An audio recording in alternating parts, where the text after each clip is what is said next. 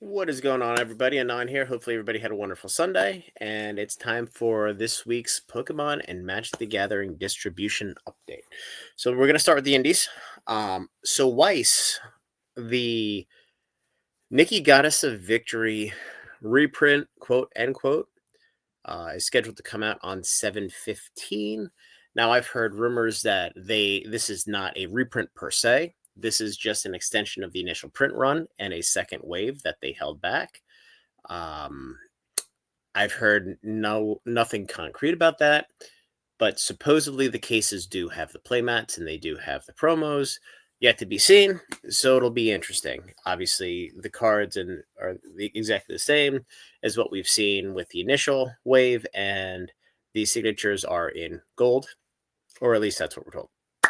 More importantly, Azure Lane Volume 2. I don't think I mentioned this last week. It may have come out early this past week. So Azure Lane, as most of you who know anything about Weiss should know, was an absolutely banger set in 2024. Came out, sold out. The boxes are sitting at like $200. They did a second wave, or a second print, which was in silver. Also did immensely well. I mean, not nearly as well as the initial wave, but this is going to be a banger set. And with Nikki moved the needle a little bit with the less clothing.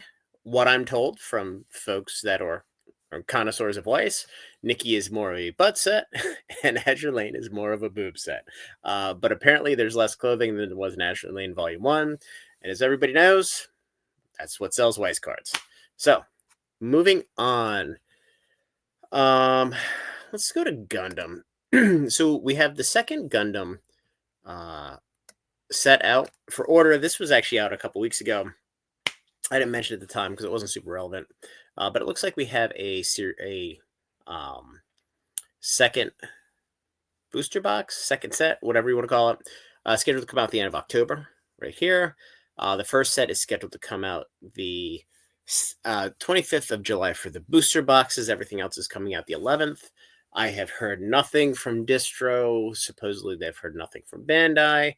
And everybody thinks this is going to be a little bit of a shit show. Now, what's interesting is the four major distributors are all carrying Gundam. Whereas if you look at One Piece is carried by Alliance and GTS. And you look at some of the other Bandai games, they're kind of dispersed, where they're not concentrated they're concentrated, so they're not dispersed across all of distribution. So this is a little bit interesting. I don't know if the plan is to print more, have a little bit of a wider reach for this one. Hopefully they don't do anything different than what they did with One Piece, because whatever they're doing is working. So that being said, Flesh and Blood. I just clicked on Final Fantasy. I've clicked on Final Fantasy TCG so many times this week because I just have Final Fantasy in the brain. So it looks like High Seas is coming in waves. Looks like the first products are going to ship on time. We didn't get a whole lot of it. It's not a game that we carry much of. We ordered some of it this time. We'll give it a shot again. Like I said, I'm not a huge fan of the company. I'm not a huge fan of the management. It doesn't matter how many things they do right. I still don't trust them because of what they've done in the past, and that's just not going to change. It's TCG world, so greed rules all ultimately. But from what I'm told, there is a second wave of High Seas stuck in custom somewhere. So we'll see what happens. Other than that, not much else to talk about here. Let's talk Godzilla for a second. This is a game that I don't think a whole lot of people have spoken about. Oops. So Godzilla is a new game from Bushiroad. I ordered some of it. It looked interesting. This is going to release on the 5th of July. We'll see what happens. What was really weird about this one is that the MSRP was very, very close to the purchase price for this, even with some of the further upstream sellers. So there's some upstream sellers of Bushi that are a little bit of a better price than the standard distribution for varying reasons. I mean, the margin on supposedly the margin on Bushi products for distribution they're very fat. Unlike Pokemon Magic, where you're talking, single digit percentage points, maybe low double digits, depending on the product on a good day. But we'll see what happens with this one. I think we ordered like 108 boxes, something like that. 200 boxes. I don't actually remember. It's been so long ago. So we'll see. Worst case, we have some cool Godzilla cards to hand out to kids. So moving to let's do Pokemon first, because I want to spend a little bit more time on Magic this week. So Pokemon Destin Rivals is out. Of note, the 3-pack blisters are delayed. Now, distro has gotten some of them. I've been told by some distribution that they've been delayed. The same with the sleeve boosters. I have allocations that I paid for both of these products that the distribution doesn't have yet. My understanding, and I don't know this for a fact, but this makes perfect sense, is that now that the alliance scenario is settled with Universal closing the transaction, which I believe happened 2 weeks ago, Bandai has released the shipment of the Destin Rivals product to them. I don't believe they've received it, or if they did, it was Friday or Saturday. Now, it's obviously going to go to multiple warehouses, but Alliance is not going to allocate this until they have the product and they know what they have. And, quite honestly, I think part of the challenge with Alliance right now, and a lot of people are frustrated, and rightfully so, but I don't think it's Alliance's fault. I think a lot of the games were owed money, and they were holding back to see what happened through the bankruptcy filing and the auction. No different. I think GTS got some One Piece, and that was a little bit of a surprise.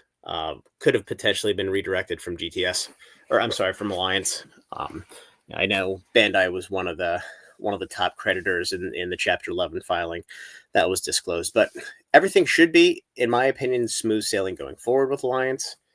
I know a lot of people are frustrated right now, but it is what it is. I do want to mention one thing real quick. With Final Fantasy, I know. Rudy made a video about people having allocations cut by Alliance for Final Fantasy. I think that was a little misleading. I think what happened was a lot of folks just got 0. They didn't get something and then have it pulled back, as far as I know. My original allocation was exactly what I had shipped to me. So I don't think that happened. But if it did happen, please comment below. I mean, if it did, that's a little dirty. But if they just zeroed people out because it was a hot set, I mean, look, shit happens, right? We've all been in this industry for a long time. So, back to Destin Rivals. The build and battle boxes are coming a little bit later. I do want to mention, I think the Mewtwo or the Garch, one of these pushed back. Maybe it's, I don't see it reflected here, but one of these pushed back into July. I think it was the Mewtwo box. Oh, no, I'm sorry. It wasn't. It was the Ogerpon. So the Ogerpon was supposed to come out, and that got pushed way back. So they keep pushing these different EX boxes. You see Charizard here. And I think part of the challenge they're having, let's see. Yeah, so here, Ogerpon got pushed back to the middle of July. I think they're having capacity issues with getting all these items out. And as we saw with Costco, they're pushing a bundle out for Prismatic Evolutions. They're pushing stuff out all over the place. I did a video earlier about the print quality in Destin Rivals and how pathetically bad it was. Or, par for the course in early Scarlet and Violet, if you will.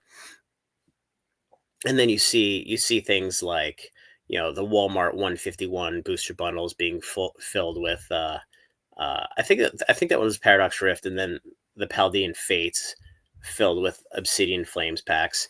I mean, it's QC 101, and it just screams the fact that they're running too fast, they're running too hard, and shit just breaks when that happens. And it's nobody's fault. I mean, it's Pokemon's fault. Let's not mince words, but it just goes to show that they're running as fast and as hard as they can, and it's showing up in delays for the product, mistakes in the product, and quite honestly, just poor QC. But hey, it is what it is. We're going to buy it either way. So, moving on to Scarlet and Violet, I saw two of our friendly sellers today put out statements that they are no longer taking pre-orders. They're going to sell everything in market because, quote, end quote, we can't put limits on orders, which is complete and total bullshit. Anybody can put a limit on an order. Hire a developer, pay them $150 to code it for you. Or if you're using Shopify, there's plenty of topside apps that do it for you.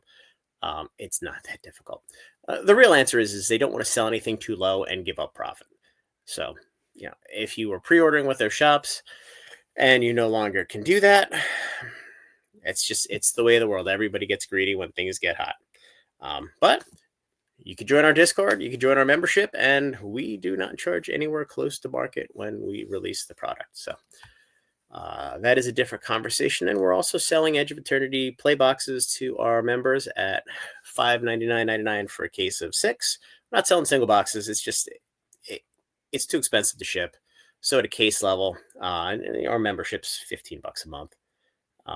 But we'll sell you up to 5 cases at that price, which is, if you're store and you don't have distro access, or if you just like the RIP product, you're not going to find a better price, especially a quantity like that. So moving on. So getting back to the stores, I totally forgot where I was going.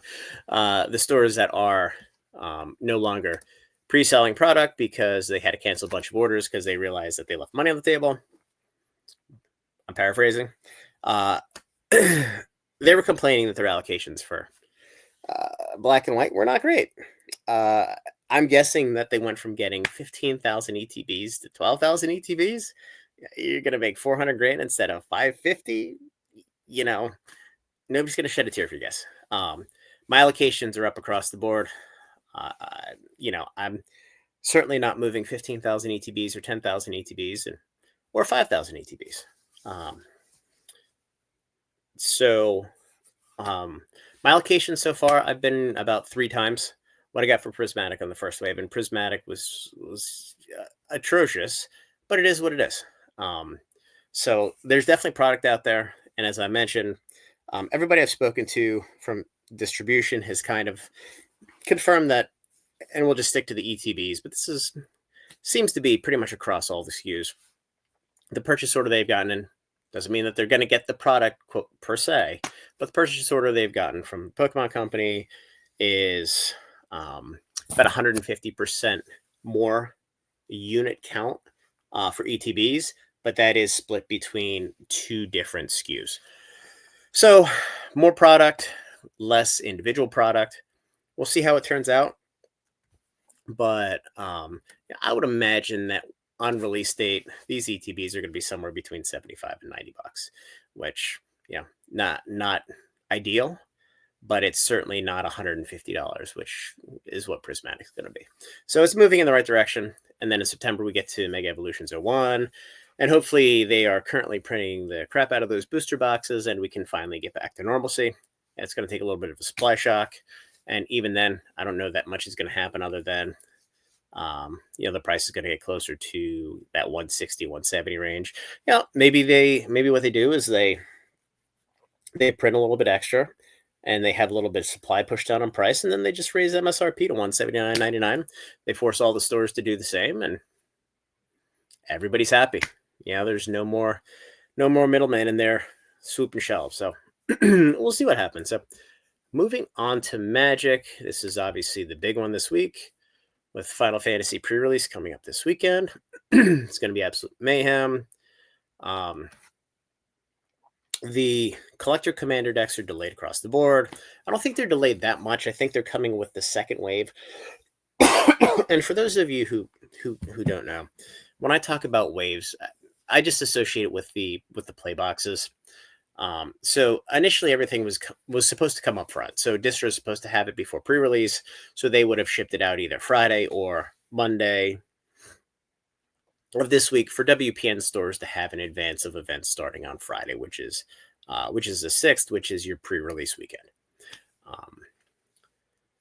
Apparently not all of the play boxes have made it to distribution, whether there's a true logistics issue there or Hasbro just held boxes back to sell on the open market. to capture some additional margin, and they were printing some more to backfill that inventory. I don't know. I think we'll see over the next month. Remember, today is June 1st. It is the first day of the third month of Q2, which means we're going to start seeing a lot of Hasbro dumps on Amazon. So we'll see what products come to market. I think what's interesting is a lot of the well-performing collector boxes are sold out now. We'll see if any of them come to market. I know they were dumping Tarkir, I think last week at like $289 or $299, something like that. But with the second wave of play boxes is supposed to come probably this week at some point, and then the third wave now is supposed to come at some point next week and ship out right before the original release. Do I think that's going to happen? No freaking way. I think it's going to delay. I think it's the third wave's going to delay, the second wave's going to push, and it's going to be an absolute shit show. That being said, the collector commander decks are supposed to come with that second wave. They will not be coming with the first wave. And then the gift bundles have pushed out. We see here, so there's 627. I think they were supposed to come with everything. I think all the SKUs were supposed to come at the same time, but they're pushed out and delayed. So that being said, I have not heard of a second official print of play boosters. I am theorizing that we're going to get a large amount of those before the end of Q2. For obvious reasons, Wizards delivers product to the distributors. They can recognize the revenue and the profit on those products within the quarter. So I expect a lot of those to come. No issues with the regular bundles, no issues with pre-release kits, the regular commander decks, the English plate or the Japanese plate, or I'm sorry, the Japanese collector or the English collector boxes. Those all seem to be shipping as usual. And I did mention Alliance in when I talked Pokemon. For Magic, everything seems good. We've received our order. We paid for our order. I believe it shipped Friday. It's shipping Monday. So we've had no issues with Alliance whatsoever. So again, if you received an allocation and had it zeroed out, feel free to post in the comments, because I think that's kind of dirty, but I don't believe that happened. And like I said, the video that Rudy put out, I think it was a little misleading, because it almost made it sound like they allocated and then all of a sudden they pulled it back. And I think what it really meant was they normally get product and this time they just got nothing. Which, it's unfortunate, but it is the hottest Magic product of all time. So, sometimes shit happens. So, moving on, Edge of Eternities. Within the next 10 to 15 days, orders are due. I think some of the distributors have orders open until the end of June, early July. But this is going to be an interesting set, because it's kind of dead man's land, or no man's land, a dead zone between the two biggest sets of all time. I mean, Spider-Man's going to be a banger. Magic the Gathering is going to be a banger. But it's going to be interesting. So a lot of people theorize that because the verbiage on the collector boxes for Edge and for Spider-Man don't specifically say, and I'll pull this up here. I think the verbiage is here. They don't specifically say serialized card. It doesn't actually say it here. What it does say, and I went back to Tarkir, and I pulled this from the initial posting before we got the Moxam or whatever the serialized card is. And it does say specifically in the play boxes only, or I'm sorry, in the commander boxes only. In the play boxes, it says less than 1% chance to get a foil mythic. In the collector boxes, it says less than 1% chance to get a showcase mythic. And the showcase mythic verbiage is what Magic's been using to